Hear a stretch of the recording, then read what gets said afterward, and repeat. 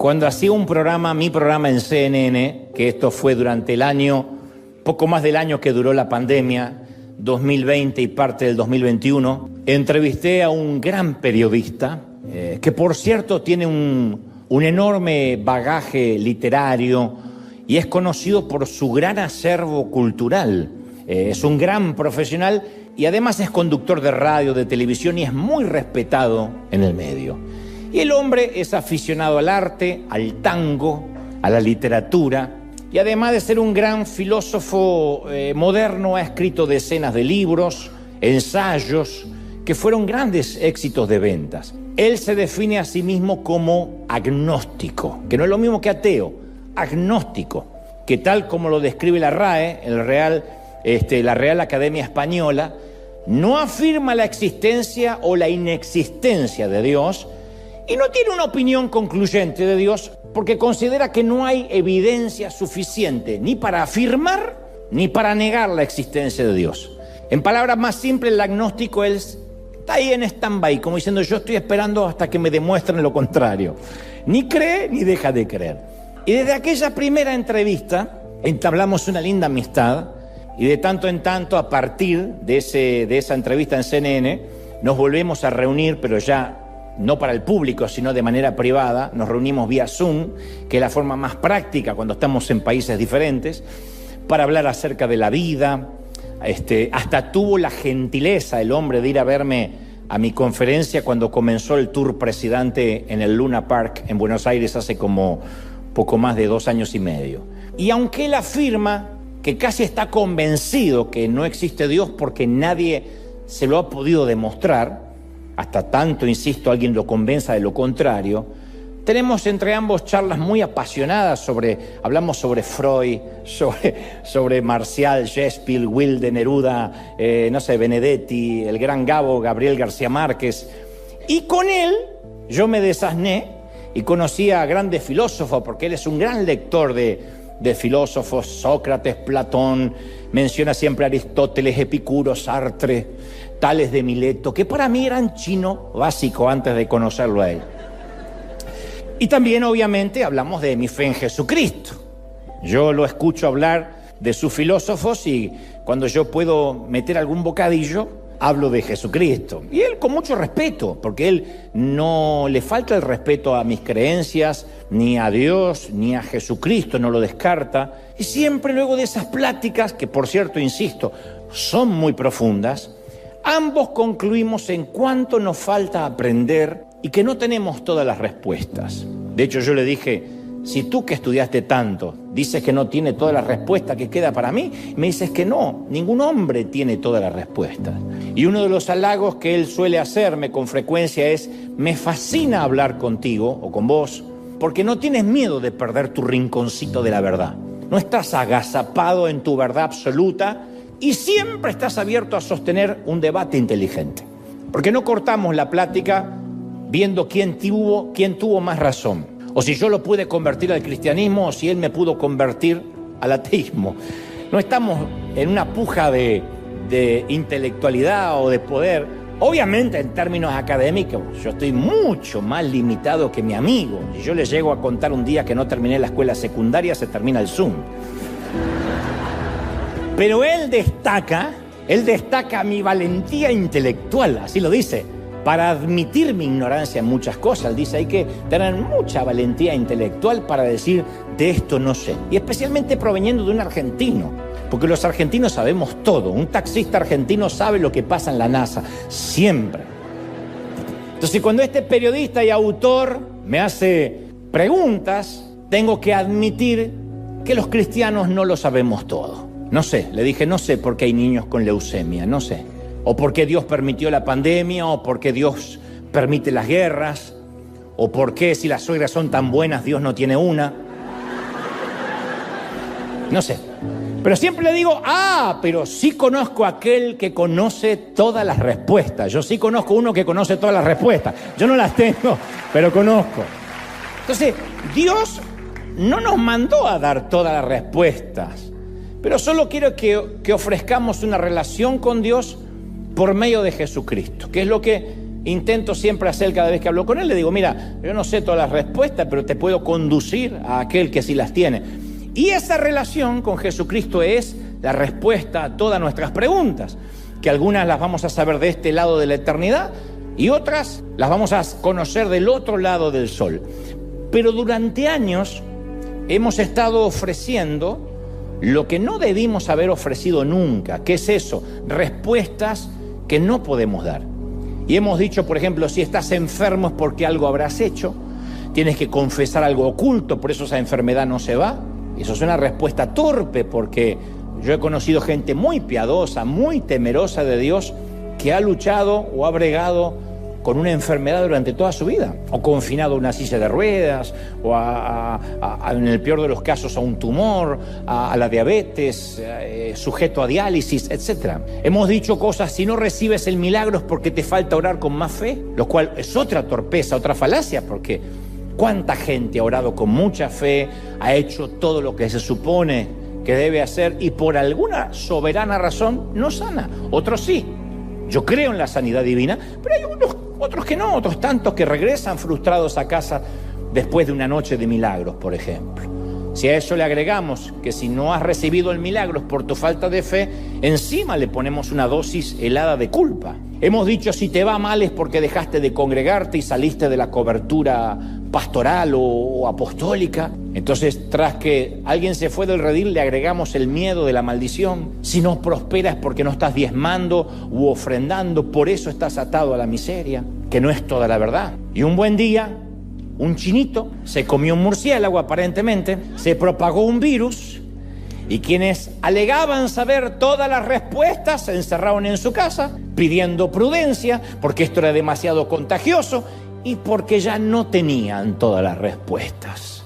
No pudieron decir el COVID te agarra por falta de fe, te contagiaste de este virus porque no oraste lo suficiente, porque hay una virgencita oculta en el cajón. Se nos acabaron las respuestas. Obviamente yo no estoy juzgando la prudencia ni las asepsias sanitarias que en su momento todos estuvimos obligados a tomar. Pero fue decepcionante cuando la gente notó que quienes decían tener todas las respuestas, ahora también tenían muchas preguntas y por sobre todo muchísimo miedo. Entonces la gente decía, ¿y dónde están ahora los hacedores de milagros? ¿Dónde están ahora los que proclamaban que Dios hace cualquier milagro? Sí, hubo 2 o 3 reprendiendo el virus del COVID, pero el COVID duró lo que Dios permitió que dure.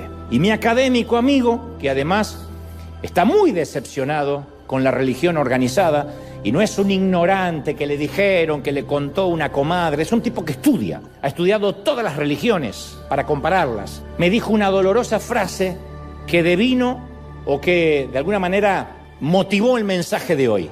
Él me dijo, yo creería más en Dios si conociera un poco menos a alguno de sus seguidores. Mi problema no es con Dios. Y cuando habló de sus seguidores, incluyó a todos, la Iglesia Católica, la Iglesia Protestante. Dijo, mi problema son algunos rabinos, algunos curas y algunos pastores. Y los filigreses, por supuesto, de cada grey, ¿no? Entonces, en ese entonces, me di cuenta que este gran periodista no está solo en su frustración, no está solo en su desencanto. Hay mucha gente que no quiere saber nada de Dios debido a que alguno de nosotros, cristianos, consciente o inconscientemente, lo vacunamos contra ese mismo Dios que pregonamos. La religión vacuna a la gente contra Dios. Y como suelo explicar a menudo, y repito una vez más, las vacunas están hechas con el mismo virus atenuado al que se quiere combatir. Y ese anticuerpo recibe el nombre de inmunización. En palabras simples, para combatir el sarampión, nos dan una dosis pequeñísima de sarampión. Eso genera el anticuerpo. Entonces, cuando el ateo recibe una dosis exagerada de nuestras doctrinas y una dosis muy atenuada, muy pequeña de un Dios real, se inmuniza contra Dios. Va a la Iglesia Católica y no encuentra a Dios. Va a la Iglesia Evangélica y no encuentra a Dios.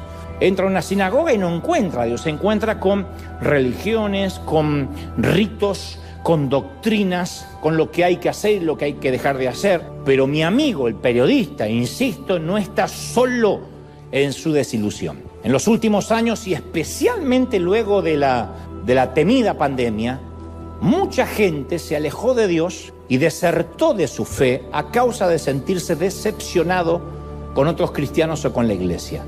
Nunca ha habido un exilio tan grande de creyentes como fue luego de la pandemia. Mucha gente nunca más regresó. De hecho, aquí mismo en River hay gente que nunca jamás volvimos a ver. Se renovó, yo creo que más del 60% de la congregación. Hay gente que no regresó. Hay de los que podemos pensar de que quizás fue que se acostumbraron al streaming, se acostumbraron al domingo a hacer otras actividades, percibieron de que las amenazas de que les caería fuego del cielo por no congregarse no eran reales, decidieron irse a otro sitio, no lo sé. Pero hubo un exilio, un éxodo, que terminó obviamente en un exilio, un éxodo gigantesco tras la pandemia. Hay una enorme diáspora de creyentes que ya no se congregan, que no se sienten cómodos, que se sienten decepcionados, y las razones por las cuales han decidido alejarse varían entre, por ejemplo, cuando más necesité de mi líder o cuando más necesité la contención de la iglesia, ni siquiera se preocuparon por mí. Solo estaban interesados en mi ofrenda o en mi diezmo. Pero nadie me llamó, nadie me visitó, ni hablar del que tuvo que despedir a un ser querido por el COVID y no tuvo la contención de la iglesia por normas legislativas o por desdén, no lo sé. Otros dicen, cuando me enteré que mi pastor tuvo problemas morales, o ni siquiera problemas morales, problemas en su matrimonio, yo ya no pude confiar en el Dios que él predicaba. O cuando me enteré que el pastor tenía problemas de rebeldía con sus hijos, supe que todo era una farsa. Otros dicen, yo crecí en la iglesia, pero después de ver cómo actúan algunos creyentes en las redes sociales, decidí que estoy mejor afuera. Hasta los inconversos son más respetuosos que algunos creyentes. Alguien me escribió hace relativamente poco y me dijo, mi padre nos crió de una manera rígida y nos obligaba a ir a la iglesia y a leer la Biblia todas las mañanas, y un día descubrimos que tenía una doble vida. Así que me fui. Cuando digo una doble vida no es que se vestía de Batman y salía a combatir el crimen, obviamente, ¿no? Así que me fui de la iglesia, dice esta señorita, porque me di cuenta que todos, incluyendo mi padre, son unos hipócritas. Alguien más dice, yo admiraba a mi líder de jóvenes hasta que salió a la luz que no vivía la vida que él mismo decía que todos debíamos vivir. Entonces la pregunta es, ¿por qué todas estas personas, que a diferencia de mi amigo periodista que se autodefine agnóstico, estas personas que algún día estuvieron comprometidas con Jesús, ahora están tan lejos de Dios, y algunos viéndome o mirándome con cierto recelo, diciendo, bueno, a este flaco más o menos me lo aguanto, pero no creo que alguna vez pise una iglesia? Como tantos fueron desilusionados, no por Dios, fueron desilusionados por otros creyentes, por otros cristianos. Ahora, convengamos que Pablo le escribe una carta a Tito en el capítulo 2 e implora, y dice, entre otras cosas, que los ancianos sean sobrios, que sean serios, prudentes, sanos en la fe, en el amor, en la paciencia. Luego dice, las ancianas asimismo sean reverentes en su porte, no calumniadoras, léase, no con espíritu de doña Florinda, no esclavas del vino, maestras del bien, que enseñen a las mujeres jóvenes a amar a sus maridos, a amar a sus hijos, a ser prudentes, castas, cuidadosas de sus casas, buenas, sujetas a sus maridos. No como esa que dijo, sujeta, le va a quedar así, si me falta el respeto. Sujetas a su marido. Y luego dice Pablo, esto quiero llegar, dice Pablo, le dice a Tito, para que la palabra de Dios no sea blasfemada. Entonces sí hay un efecto colateral, donde el mal testimonio termina implicando la palabra de Dios, para que la palabra de Dios no sea blasfemada. Y continúa, porque él no deja ningún estrato de edad fuera, dice Pablo, exhorta a los jóvenes que sean prudentes, presentándote tú, Tito, en todo como ejemplo de buenas obras, mostrando integridad, entereza, seriedad, de modo que el adversario se avergüence, ya dice otra vez, y no tenga nada malo que decir de vosotros. Esto coincide o es coincidental cuando la palabra dice, bienaventurados cuando hablen mal de ti, mintiendo, no diciendo la verdad. O sea, que el diablo no tenga nada para decir de ti, lo dice Pablo. En otras palabras, a través de los años hemos hecho caso omiso a estos consejos, y es por esa razón que mucha gente todos los días se aleja más de Dios, porque nos miran a nosotros y nosotros vamos a ser la única Biblia que algunos lean en toda la vida. Nuestros vecinos, la única Biblia que van a leer es nuestro comportamiento, si sacamos la basura correctamente, si saludamos. La única Biblia que van a leer algunos compañeros de trabajo es nuestra llegada temprano, nuestra ida cuando tengamos que irnos. nuestra manera de tratar a las autoridades. Somos una Biblia andante para mucha gente, un testimonio andante. Pero este mensaje no se trata de testimonio. Lo que quiero hoy avanzar es en esto. Tenemos que estar conscientes que en lugar de ser conocidos por nuestro amor, en esto conocerán que sois mis discípulos, que os améis unos a los otros, dijo el Señor. Así nos mandó, es un mandamiento. Tenemos que estar conscientes que en lugar de ser conocidos por nuestro amor, sus seguidores, hoy en día somos más conocidos por todo lo que odiamos, por todo lo que desaprobamos, por todo aquello a lo que nos oponemos, y nos conocen como críticos, segregacionistas, odiosos a veces. Es el común denominador. Esta no es una mentira del diablo. Esto es lo que hemos mostrado en los últimos años, y más con la pululación de las redes sociales. La red social es la punta del iceberg, es apenas lo que se ve, hay mucho más debajo. Jesús nos mandó a amar a nuestros enemigos, pero algunos creen que pecado es lo que se hace y no lo que se escribe. Hay gente que considera que pecado es todo aquello que tiene que ver con lo que hago y no con lo que escribo o digo. Tratando de buscar una explicación por qué hay tanta impunidad e inmunidad en las redes, donde tantos cristianos atacan con odio y sin piedad al que piensa diferente, con odio. Vas a arder en el infierno, pero no solo a mí, a todo el mundo, a cualquier predicador, a cualquiera, vas a arder en el infierno, hijo de Satanás, hijo de Belcebú, perro. A mí me dicen perro mudo. Y eso que hablo, Jesús nos enseñó a ser pacificadores. Pero cuando uno sabe que hay un grupo de cristianos que van a protestar a una plaza pública en cualquier país en contra del aborto o contra el matrimonio igualitario o contra la inclusión de género, vamos a ver un grupo que expresa un antagonismo visceral, que gritan, que reprenden demonios, y si se le para a alguien que defiende el aborto enfrente, la atacan con todo tipo de epítetos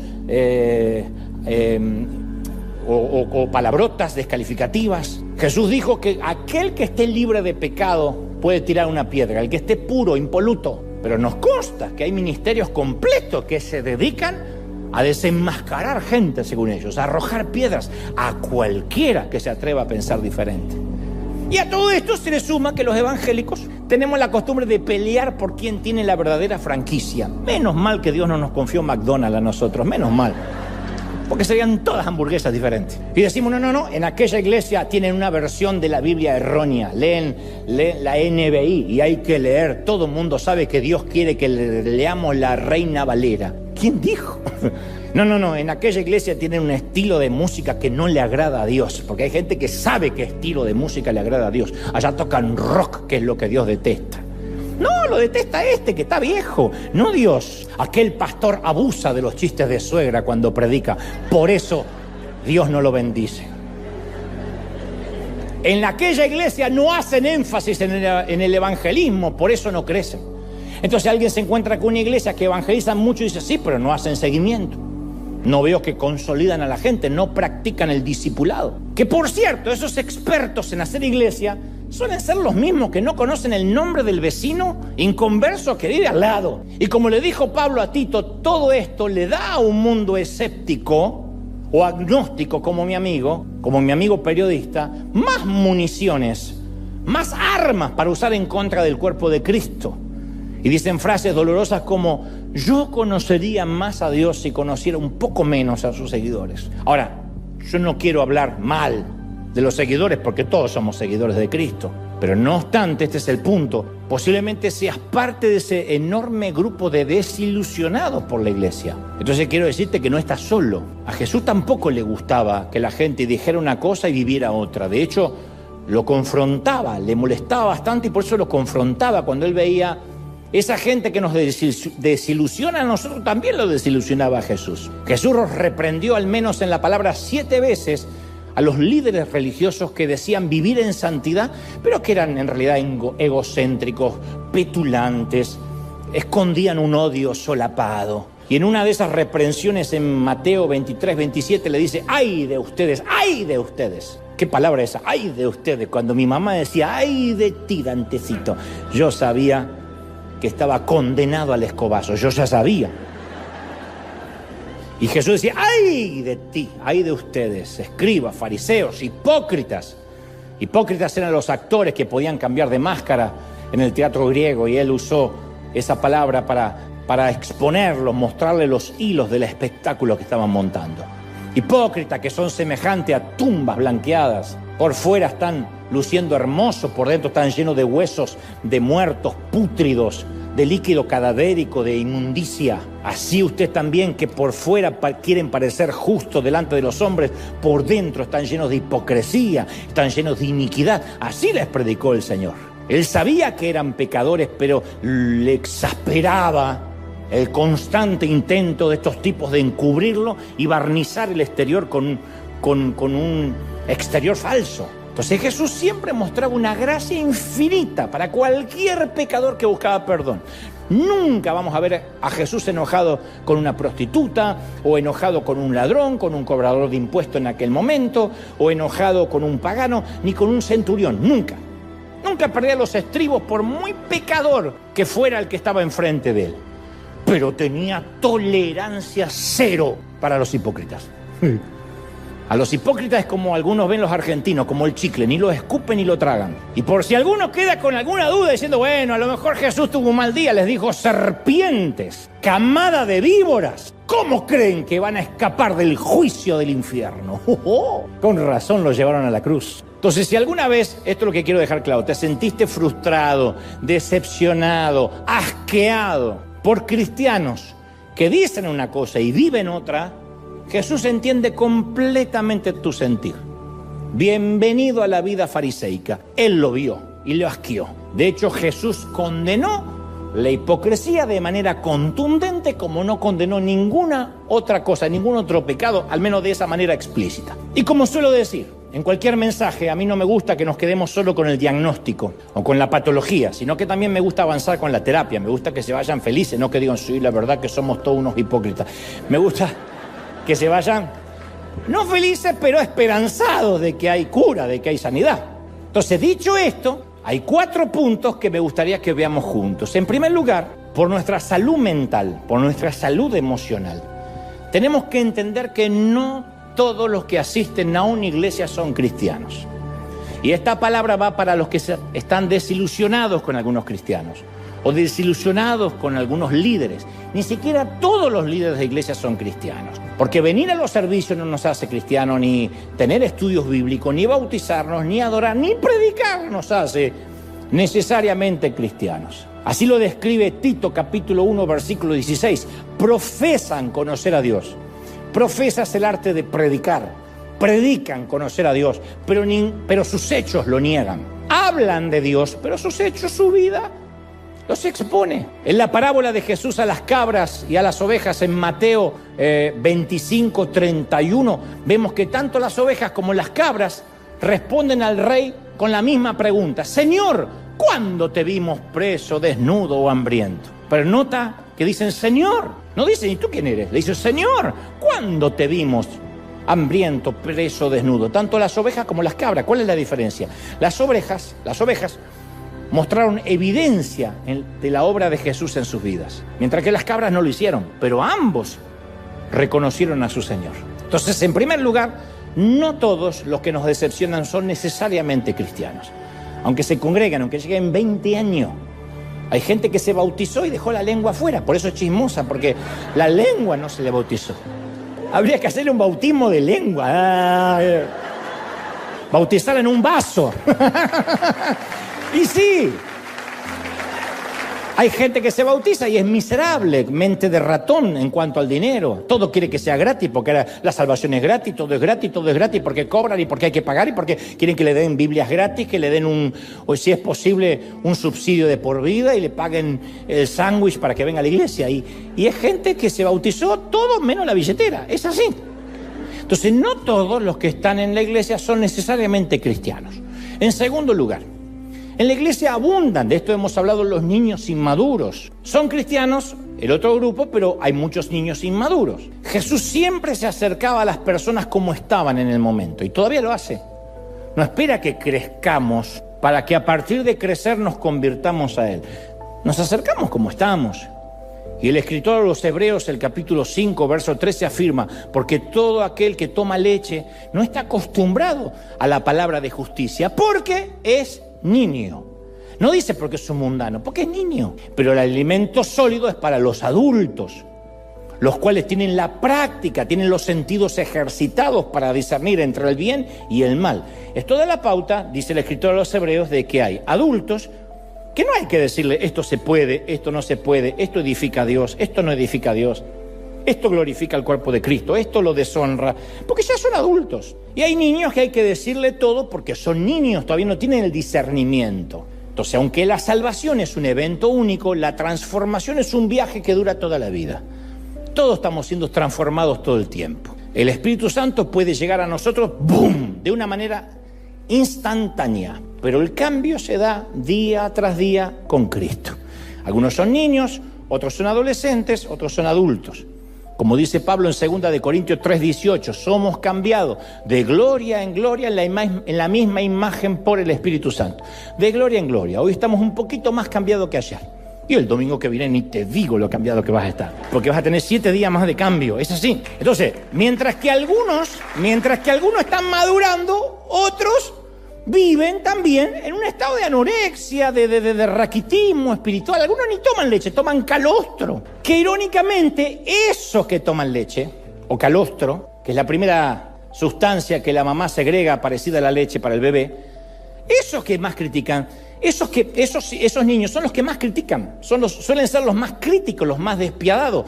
Tengo base para esto. En defensa de ellos, tenemos que comprender de que detrás de cada crítica hostil siempre hay temas emocionales no resueltos. No hay una adultez sana detrás. Eso proviene de la inseguridad del infantilismo espiritual, la falta de desarrollo de la madurez. Es un patrón que no falla. Hasta el propio Sigmund Freud, lo hablábamos con este amigo periodista, definió esto como proyección, que es un mecanismo de defensa psicológico en el que una persona atribuye sus propios pensamientos, sus propios sentimientos, sus propios comportamientos a otra persona. No puede ver sus propios defectos y ve sus propios defectos reflejados en el otro. Y los estudios han demostrado que los más propensos a usar este mecanismo de defensa llamado proyección es la gente inmadura, o sea, los niños. Quienes critican son niños. El que es adulto en Cristo no tiene tiempo para criticar. Ya se dio cuenta de todo lo que le falta cambiar a él, como para andar mirando a otro. ¿Qué es la proyección? Bueno, un esposo se siente atraído por una extraña y entonces irónicamente le hace escenas de celo a su esposa. Que pobrecita ni se movió de la cocina. Pero como él se siente atraído a otra persona, proyecta en ella y se pone celoso. O al revés, una mujer puede hacerlo también. Un hombre se siente inseguro de su masculinidad y entonces se burla de cualquier hombre que le parece un poco afeminado. Proyecta en otro su peor miedo, para que no hagan chistes. Una mujer critica a su hija por interrumpirla mientras habla. ¡Siempre me interrumpe!, le dice a la hija, cuando es ella la que interrumpe a todo el mundo. Es la madre la que no deja hablar. Una amiga te acusa de que eres narcisista y de que todo pasa por ti, cuando ella es en realidad la que piensa que todo el universo gira a su alrededor.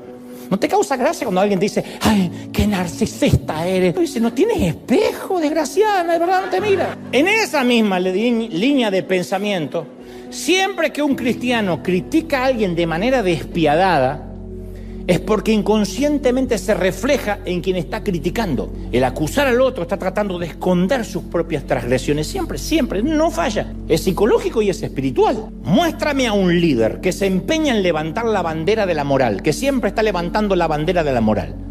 No digo que no haya que predicar el buen testimonio, pero hay alguien siempre que está levantando la bandera de la moralidad, buscando el pecado mínimo en el otro, que generalmente expone a su propia familia como modelo de vida. Aprendan cómo es un matrimonio, así se crían los hijos. Y critica a quienes no siguen su ejemplo. Y tarde o temprano yo te voy a mostrar a un pequeño hombrecito que lucha o con pornografía oculta, o con adulterio, o con aún algo peor. Pero el recurso es dar vuelta a la tortilla y ver en el otro lo que no quiere ver en él. Esa es la raíz de la crítica destructiva.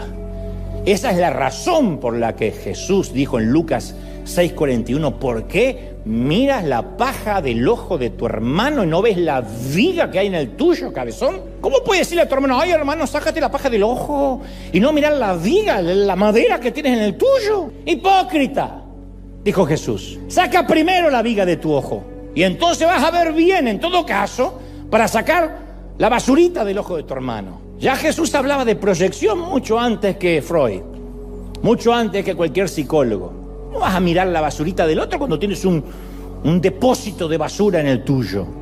Entonces ninguno de nosotros estamos en condiciones de juzgar a nadie. Ninguno, no podemos juzgar a nadie. Cuidado cuando oras y dices, Señor, ¿dónde está tu justicia? Tú no quieres la justicia de Dios. Tú no quieres la equidad de Dios. No. Tú necesitas gracia como yo. No quieres justicia para el otro, porque si la justicia cae para todos, no habrá nadie el domingo que viene aquí, nadie. Entonces el trigo y la cizaña, dijo Jesús, crecen en el mismo campo. Y Jesús advirtió en Mateo 13:29, no sea que al recoger la cizaña arranquen el trigo junto a ella. No sea que en el afán de salir de cacería de brujas y desenmascarar a los falsos profetas estés tocando en ungido. Dejen que ambos crezcan juntos. Y cuando llegue el tiempo de la cosecha, dijo Jesús, diré a los segadores, recojan primero la cizaña, átenla en manojos y quémenla.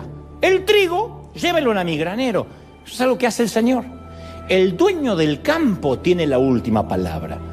Dios no nos puso aquí para decir quién va al cielo y quién va al infierno. El dueño del campo tiene la palabra, la última, ¿sí? Entonces vamos a llegar al cielo y va a haber gente que nosotros no hubiésemos dejado entrar. Y vamos a ir al cielo y vamos a buscar gente que Dios no dejó entrar y que nosotros pensábamos que lo tenían comprado ya el lote allá arriba. Porque Él es el que conoce los corazones. Él no mira lo que el hombre mira. Y Él dice, ustedes no se ocupen de sacar la cizaña, no la saquen, no la saquen. Dejen que crezca junto cuando llegue el juicio final. Yo me encargo.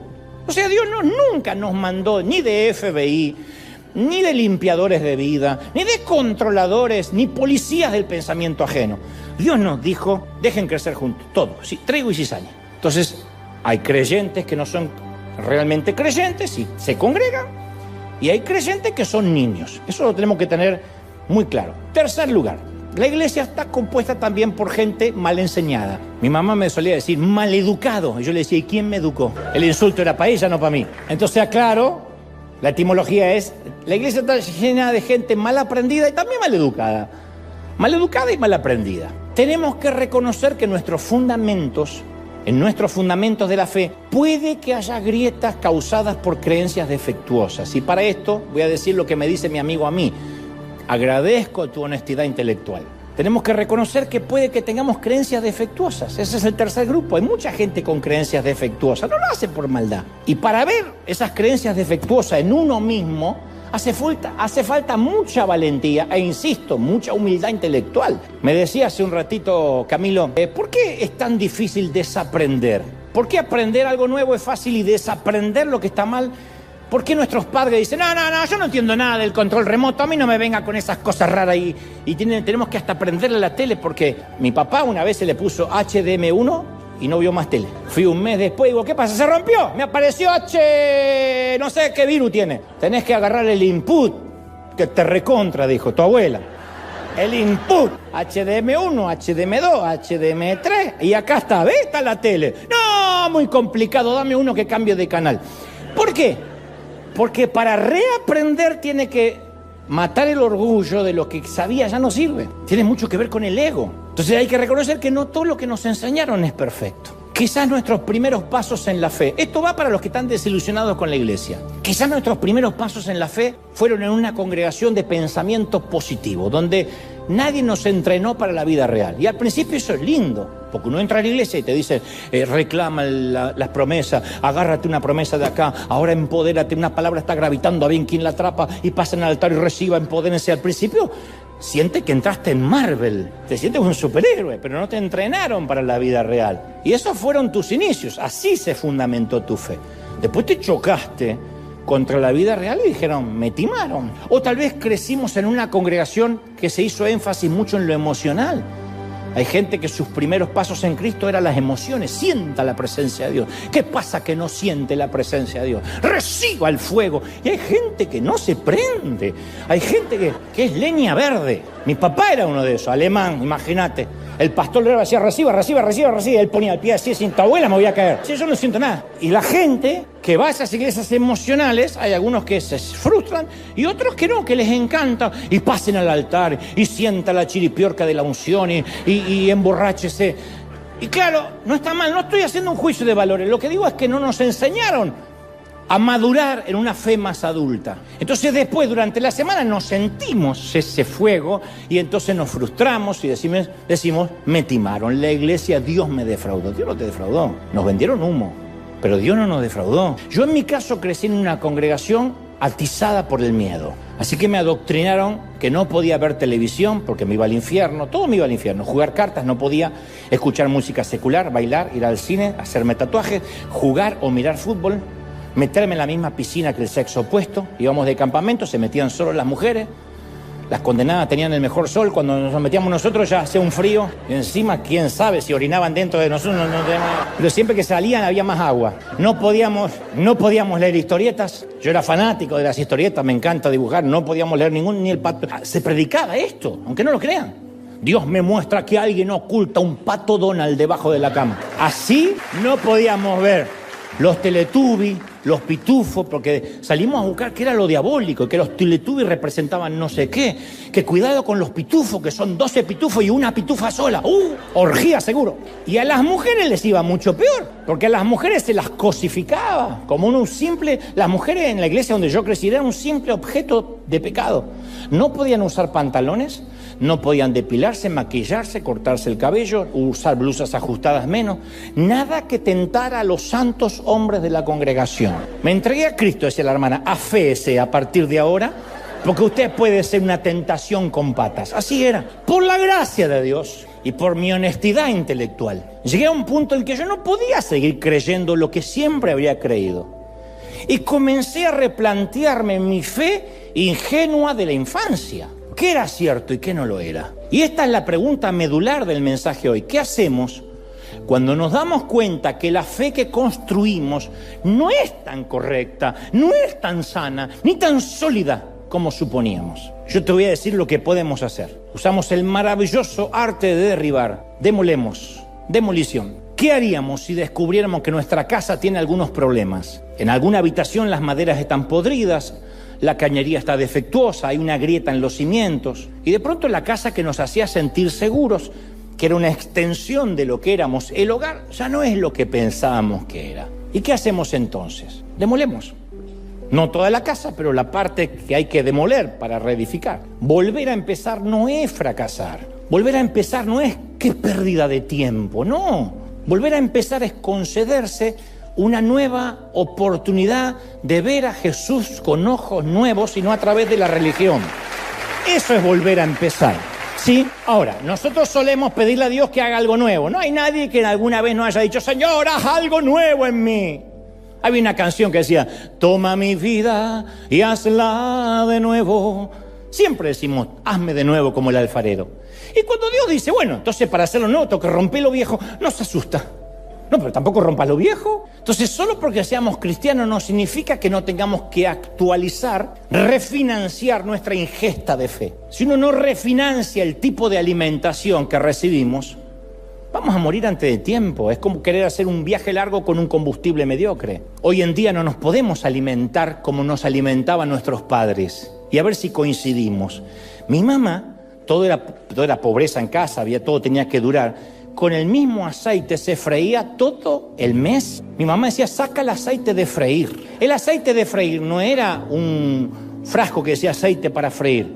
Era el aceite que habíamos freído 34 días. Era alquitrán, algo negro. Metías la carne y la carne decía, no, por favor, así.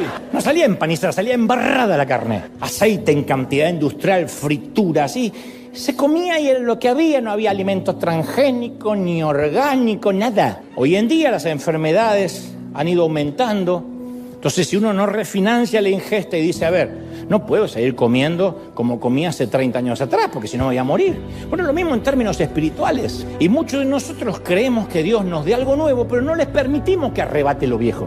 Queremos quedarnos con lo viejo, pero queremos lo nuevo. Y no se puede traer muebles nuevos si están los modulares viejos. Jesús dijo en Marcos 2:22, nadie echa vino nuevo en odres viejos, porque el vino nuevo rompe el odre, se pierde el vino, se pierden los odres.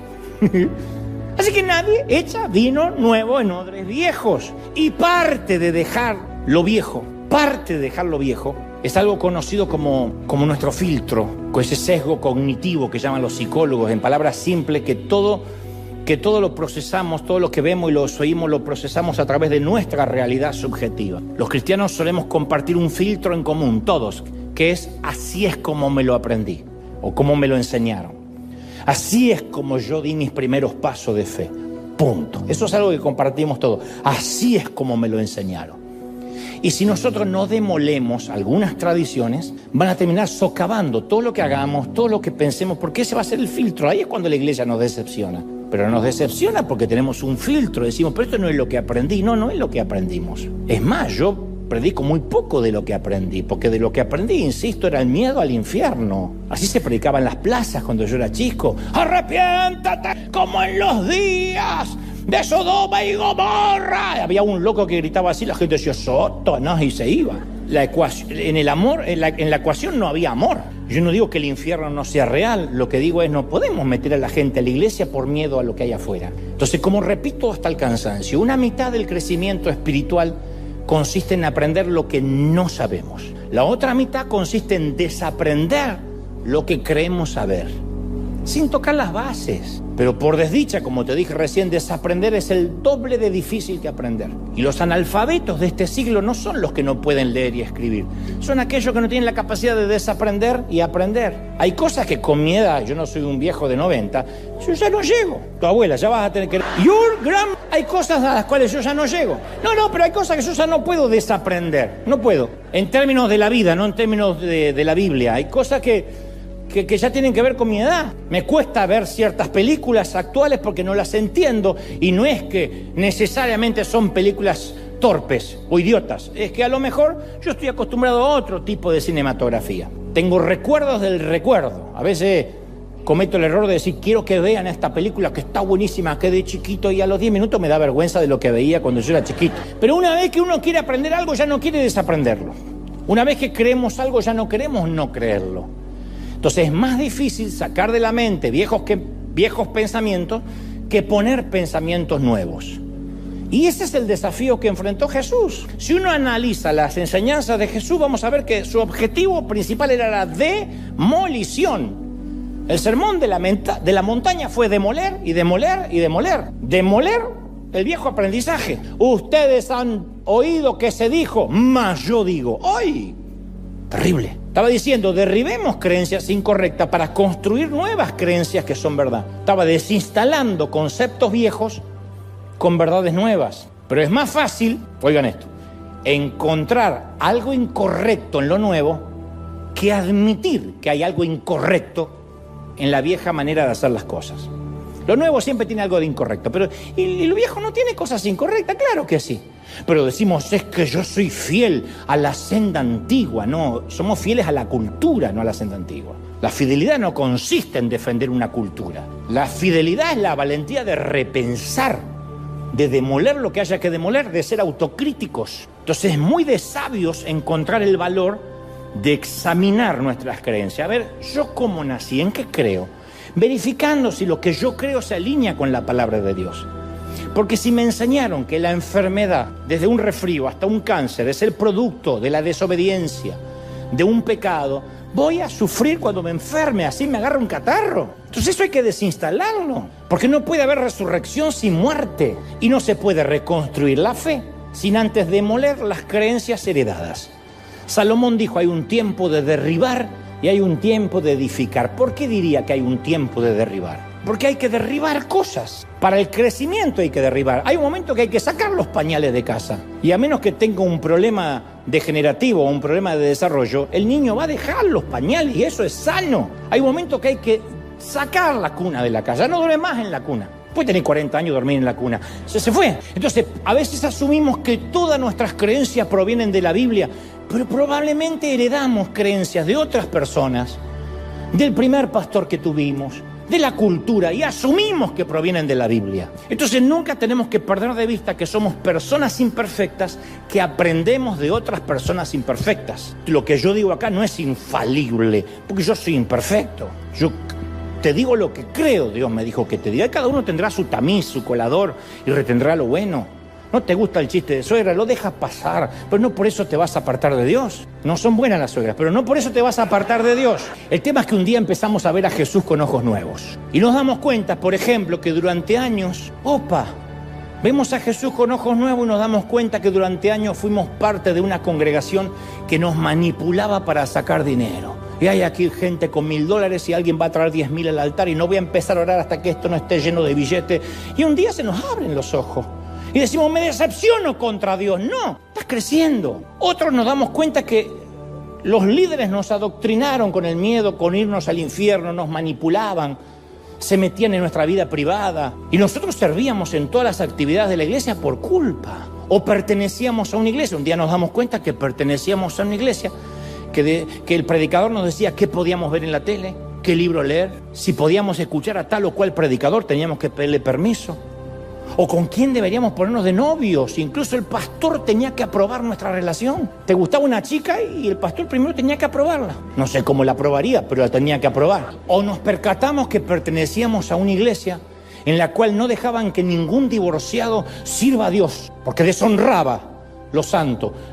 Pero por dentro conocíamos muchos matrimonios de líderes de la iglesia que sostenían una hipocresía. Entonces, ¿qué hacemos cuando se nos abren los ojos? ¿Abandonamos a Dios? No, dejamos ir lo que no es verdad, demolemos. Donde hay termitas, en mi caso, criado en el legalismo extremo, tenía 3 alternativas, 2 difíciles.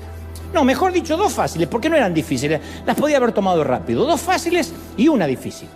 Lo diré otra vez, 2 fáciles y una difícil. Número 1, pude haberme apartado de la iglesia cuando abrí los ojos, alegando que el evangelio me decepcionó, como hacen tantos. No me congrego más porque te manipulan con el miedo.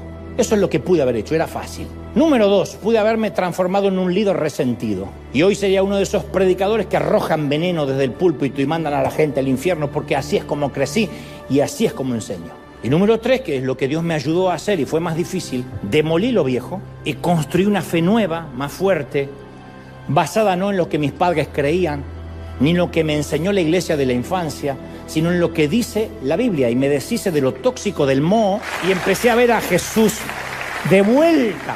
¿Es maravilloso, sí o no? Pero mucha gente, en lugar de desechar lo malo y conservar lo bueno, lo tira todo, incluso lo que es verdadero. No me congrego más, la iglesia me decepcionó. La iglesia no te decepcionó, Dios no te decepcionó. Entonces, cuando derribamos lo viejo, ¿cómo construimos lo nuevo? Viendo a Jesús, dejando de ver a sus seguidores. Le dije a mi periodista amigo inconverso, tu problema es que miras mucho a los seguidores y poco a Dios. ¿Y cómo uno mira a Dios? Bueno, es como cuando armamos un rompecabezas y no sabemos por dónde empezar. ¿Qué hacemos? Miramos la imagen de la caja y eso nos ayuda a entender cómo encajan las piezas. Generalmente damos vuelta a la caja y está la imagen.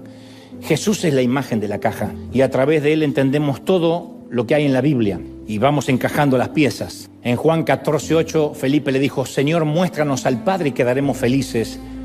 Y Jesús le dijo, he estado con ustedes todo este tiempo y no saben quién soy. El que me vio a mí, vio al Padre. Jesús le dijo, yo soy la imagen de Dios. Entonces, si llegamos a conocer a Jesús, conocemos a Dios. Cuanto más conocemos a Jesús, más conocemos a Dios. ¿Me siguen, sí o no? Cuando observamos la vida de Jesús, nos damos cuenta que era asombroso en su carácter, en su amor, en su comprensión, la forma que trataba a la gente con gracia, con ternura, el modo que veía al peor de los pecadores. Ahí está todo, cómo era Jesús, así es Dios. Tal cual es el Hijo, tal cual es el Padre. Entonces, repaso final. Número 1, en la iglesia no todos son cristianos. Número 2, en la iglesia abundan los niños inmaduros. Número 3, en la iglesia hay gente mal aprendida y mal enseñada. Y acaso lo más importante, en la iglesia, 4, todos estamos en proceso y somos imperfectos. Todos. Sí de qua non, todos. ¿Sí? ¿Ven? Para ser claros, ya no son ellos. Ya no son los otros, somos nosotros. Y aunque cada vez es cierto, nos parecemos más a Jesús, a veces seguimos cayendo en pecado. Pecados más groseros, menos groseros, todos los pecados miden igual para el Señor. El homicida y el chismoso. ¿Amamos genuinamente a Jesús? Sí, pero en un momento de debilidad podemos decir alguna mentira para salir del paso o una palabrota. A veces traicionamos a alguien. Sí. Segunda de Corintios 4:6 dice que Dios ha hecho brillar su luz en nuestros corazones, pero tenemos este tesoro en vasos de barro. Y los Salmos 103:14 dice, Él sabe que somos débiles, porque sabe que fuimos formados del polvo y somos polvo. Entonces, por muy maduros que seamos, somos vulnerables. Y si alguien dice, no, yo no lo soy, eres más vulnerable todavía. Porque Proverbios 16:18 dice que la soberbia precede la caída. Entonces todos nos vamos a decepcionar unos a otros. Y aquel que diga, gloria a Dios que a mí la iglesia nunca me decepcionó, ya te vas a decepcionar, falta poquito. ¿Me vas a decepcionar a mí? Sí, cuando encuentres a un pastor mejor, cuando cambies de destino, cuando diga me voy del Estado porque conseguí un trabajo mejor, cuando decidas creer que Marcos Witt es más simpático que yo. Ay, por lo menos él canta. Sí, pero no es tan elegante. ¿Ven? Yo también voy a decepcionarte si algún día termina mi asignación, si Dios me hace partir a otro destino. Pero escucha esto, yo peco, tú pecas, todos pecamos, vosotros pecáis. Solo que tenemos la manía de ver los pecados ajenos. Y por eso nos decepcionamos. Alguien hace una mala maniobra en el tránsito, en el freeway, en la ruta, y casi hace que nos estrellemos. ¿Qué decimos? Una de dos. O es un imbécil, o va mirando el celular, o es un chinito. Pueden ser tres. Pero supongamos que alguien nos toca bocina porque nosotros hicimos una mala maniobra. ¿Qué decimos? Es que yo no lo vi al auto. Dios sabe que no lo hice a propósito. Iba orando. Otro sesgo se llama error fundamental de atribución, que significa que cuando nosotros pecamos, culpamos a las circunstancias. Estaba bajo presión, Dios sabe que pasé un tiempo difícil. Cuando otros pecan, culpamos su carácter. Hipócritas, le decimos. Entonces somos rápidos para señalar a otros de hipocresía. Pero cuando justificamos nuestros errores, mientras condenamos el carácter de otros, ¿eso no nos hace hipócritas? ¿No nos convierte también en grandes hipócritas? Y entonces el Señor nos diría, camada de víboras, legión de serpientes. Todos pecamos y herimos a la gente. Yo hiero a la gente, tú hieres a la gente. Todo lo hacemos porque somos iguales. Y si nos ofendemos por el pecado de otro que nos decepcionó, es porque olvidamos que es polvo, al igual que nosotros. Hechos 13:50, que los judíos instigaron a las mujeres piadosas, distinguidas, a los hombres prominentes de la ciudad, para provocar una persecución contra Pablo y Bernabé, y los expulsaron de la comarca. ¿Qué hicieron Pablo y Bernabé? ¿Abandonaron la fe? ¡Ay, me decepcionó la iglesia!, dijeron. Ya no me congrego porque la iglesia me decepcionó. Si se hubiesen centrado en la ofensa, se habrían frustrado. Durante todos estos años yo descubrí que quienes me decepcionan son las personas, Dios nunca. Una vasija de barro es la que me decepciona. Me decepciona alguien imperfecto como yo. Yo poseo dos cualidades que hacen que la gente que no esté dispuesta a conocer mi corazón me odie de inmediato, así, a primera vista. Número uno, soy argentino.